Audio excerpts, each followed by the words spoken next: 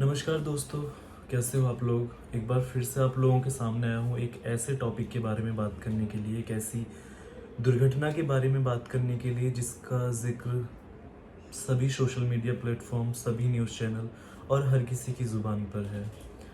साक्षी murder case.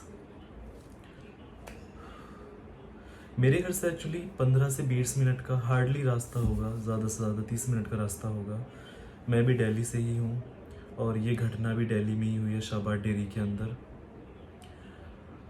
Actually इस video को बनाने के पीछे मेरा जो मेन मोटिव ये है कि मैं कुछ सवाल पूछना चाहता हूँ आप लोगों से और उन तमाम लोगों से जो दिल्ली में रहते हैं, जो शाहबाद डेयरी में रहते हैं या फिर नियर बाय लोकेशंस पर रहते हैं। देखिए, मैं भी दिल्ली से हूँ और हम लोग एक टैग लेकर के चलते हैं, दिल्ली दिल वालों का शहर है। लेकिन इस घटना को देखने के बाद में जो लोगों ने किया है वहाँ पर घूमते टाइम, वो देखने के बाद में ये जो टैग है इसको जितना जल्दी हो सके हटा देना चाहिए अपने ऊपर से, क्योंकि दिल्ली दिल वालों का शहर तो नहीं दिखी, हाँ तमाशबीनों का शहर ज़रूर दिखी है। साक्षी के बारे में बाद में बात करेंगे, साहिल के बारे में बाद में बात करेंगे। मैं उन लोगों के बारे में बात करना चाहता हूँ, मैं एक्चुअली गाली नहीं देना चाहता। आप लोगों को रात को नींद कैसे आती है मुझे समझ में नहीं आता। या आप लोग इतने सुकून से माइक के आगे बोल रहे हैं, लोगों को बता रहे हैं, किस मुंह से? मतलब आपको इतनी सी भी शर्म नहीं है कि आप अगर चाहते 2 कदम बढ़ाते तो शायद आज वो लड़की जिंदा होती, भले ही वो हॉस्पिटल में होती, शायद उसकी जान बच सकती थी। ज़रा सोच करके देखिए, 16 साल की बच्ची आपके सामने खून से लथपथ थी, उस पर वार पे वार हो रहे थे और वो मदद की गुहार लगा रही थी, वो हेल्प मांग रही थी आपसे, अंकल आंटी भैया प्लीज़ मुझे बचा लीजिए। लेकिन आप लोग सिर्फ मुंह फेर कर चले गए, वहाँ पर घूमते रहे। हम किसी गलती से अगर हमारे सामने कोई जानवर भी आ जाता है ना, तो हम अपनी गाड़ी के ब्रेक मारने शुरू कर देते हैं ताकि उसको कुछ हो ना। लेकिन आपसे इतना नहीं बन सका कि आप उस लड़की को बचा सके। बहुत आसान होता है मुंह फेर कर चले जाना, और बहुत जिगरा चाहिए होता है किसी की मदद करना। अगर इसी को ही उल्टा करके देखें ना, तो बहुत बड़ा जिगरा था आपके अंदर जो आप मुंह फेर कर चले गए और आसानी से उसको मरने दिया, लड़की को। वहाँ पर कोई इसे धर्म के साथ जोड़ रहा है, कोई लव जिहाद का नाम दे रहा है, लेकिन ज़रा सोचिए, लव जिहाद तक पहुँचना, धर्म की बातें करना, वहाँ तक पहुँचना, उसके बीच का जो सफ़र है वो कितना दर्दनाक रहा होगा। एक 16 साल की बच्ची के अंदर कितने सारे रिश्ते, कितना सारा प्यार, कितने सारे सपने, कितनी उम्मीदें होंगी, उन सब चीज़ों को ख़त्म कर दिया जाता है और दिल्ली वाले तमाशबीन बन के देखते रहते हैं। ये वही लोग हैं जो नेक्स्ट डे उठ करके सबको पूरी दुर्घटना के बारे में बताएंगे, जी हमने ये देखा, हमने वो देखा, लड़के ने ऐसे मारा, लड़की की गलती रही होगी।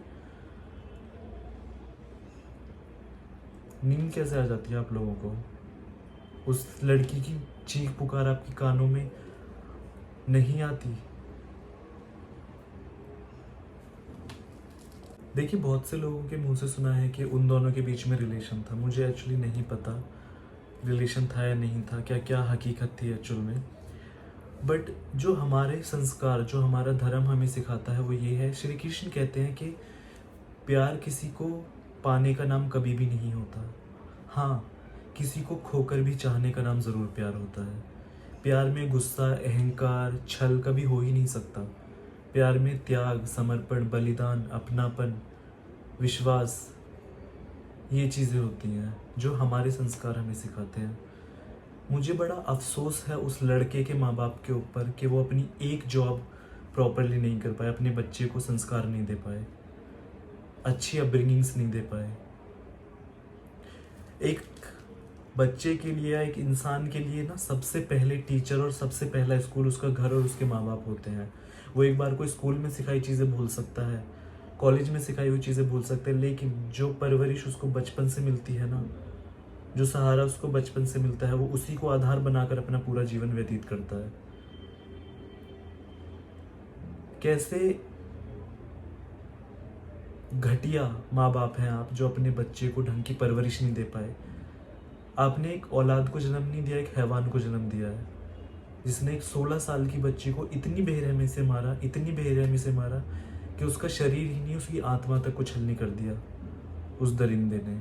ऐसे जो लोग होते हैं ना, वो सिर्फ अपना नुकसान नहीं करते हैं, वो उस हर एक इंसान का नुकसान करते हैं जो उसके साथ रहता है, जो उसके साथ उठता है, बैठता है, घूमता है, फिरता है। उस हर एक परिवार को नुकसान पहुंचाते हैं वो लोग। साहिल,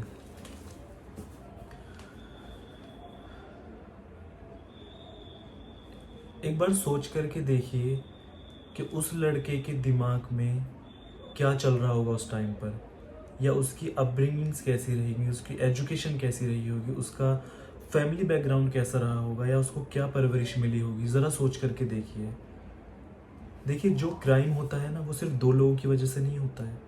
मरने वाला और मारने वाला ही जिम्मेदार नहीं होते हैं, पूरी सोसाइटी, फैमिलीज, हर एक कोई जिम्मेदार होता है उस चीज़ का। उस क्राइम के जिम्मेदार वो लोग भी थे जो वहाँ घूम रहे थे, उनके बारे में तो क्या ही बोलूँ मैं। उस क्राइम के जिम्मेदार उसके माँ बाप भी थे, उस लड़के, उस हैवान के माँ बाप भी थे, जो अपने बच्चों को शिक्षा नहीं दे पाए, जो अपने बच्चों को संस्कार नहीं दे पाए। हमें वो चीज़ लेगेसी में मिलती है, हमारी फैमिली में सिखाया जाता है। बट शायद आप लोग इतने महान हैं जो अपनी औलाद को, देखिए, पैदा करना बहुत आसान होता है, 1 करो, 2 करो, 10 करो, बट उनको एक अच्छी परवरिश देना ना, उतना ही मुश्किल काम होता है।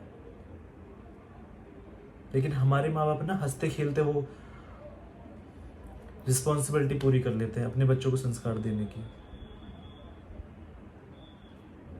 लेकिन आप ना उस चीज़ में फेल हो गए। कोई उस लड़की की गलती बता रहा है, चलो मान लिया मैंने उस लड़की की गलती थी, बट आपने ज़रा ये सोचा कि वो सिर्फ 16 साल की थी। एक 16 साल के बच्चे से अगर मिस्टेक हो रही है किसी इंसान को पहचानने में, तो वो लड़का तो 16 साल का नहीं था ना, वो तो 20 साल का था। उसकी माँ ने, उसकी बहन ने, उसके बाप ने उसको ये क्यों नहीं सिखाया कि एक लड़की की इज्जत कैसे की जाती है।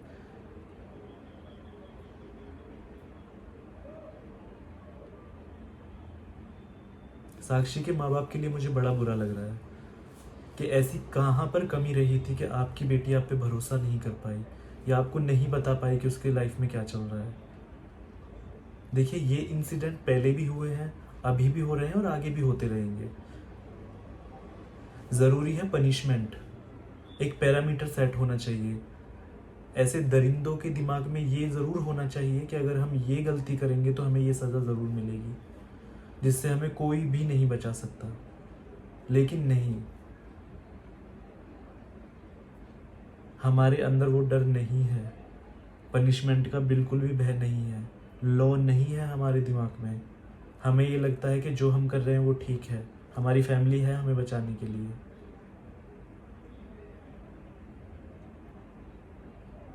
ज़रा सोच करके देखिए, एक 16 साल की बच्ची क्या कुछ कर सकती थी लाइफ में आकर जाकर। हो सकता है उसने गलत कदम, हो सकता है उससे कुछ गलती हुई हो, लेकिन ज़रा सोच करके देखिए, एक 16 साल की बच्ची के अंदर कितने सपने होंगे, वो क्या कुछ नहीं चाहती होगी अपने जीवन के साथ करना। अभी जस्ट उसने अपनी लाइफ की शुरुआत ही की थी। कहते हैं ना कि इनिशियल एज जो होती है, और तभी उसकी ज़िंदगी उससे छीन ली गई। जिम्मेदार सिर्फ वो लड़का नहीं है, जिम्मेदार उसके माँ बाप भी हैं, उसके भाई बहन भी हैं, वो माहौल है। जिम्मेदार वो लोग भी हैं जो उस टाइम उस गली में मौजूद थे जब वो लड़की तड़प रही थी, अपनी जिंदगी की भीख मांग रही थी। और आप लोगों ने क्या दिया उसको, मुंह फेर लिया उसकी तरफ से। मुझे नहीं पता मैं सही बोल रहा हूँ या गलत बोल रहा हूँ, लेकिन this is my actual feeling.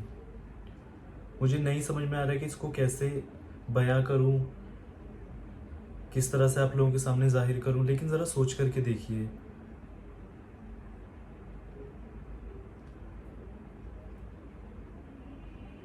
I am really sorry guys, अगर